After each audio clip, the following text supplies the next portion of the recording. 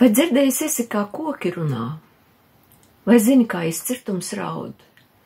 Sveķu asarām dzintara krāsā, līstot no celmiem, tas raud. Meža pļaviņā klusi šalts ozols. Tur, kur reiz vecvectēvs māju cēla. Ozols, žūžinot robainās lapas, stāsta, kā māju sev vecvectēvs cēla.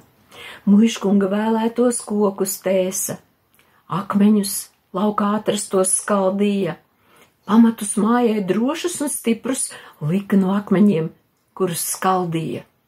Ozols te bija, ozols to redzēja, vecvectēvs pļaumalā stādīja mežu. Tas bija vietā, kur raudošie celmi, lai sveķu asaras, skumst par mežu. Nav vairs vecvectēvs stādītā meža, nav arī mājas viņa celtās.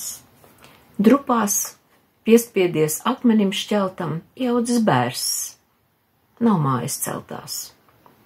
Bērzam savs stāsts par zudušo mežu, par krustknābjiem dzeņiem, kas kaluši eglēs, par stirnām, par strazdiem un vēlreiz par dzeņiem. Vien pelēkais alksnis maz runā, tik klausās. Pārāk jauns viņš, nav stāstu tam daudz. Bet ieklausies cilvēka lapu šalkās, tā koku valoda. Pateiks tie daudz.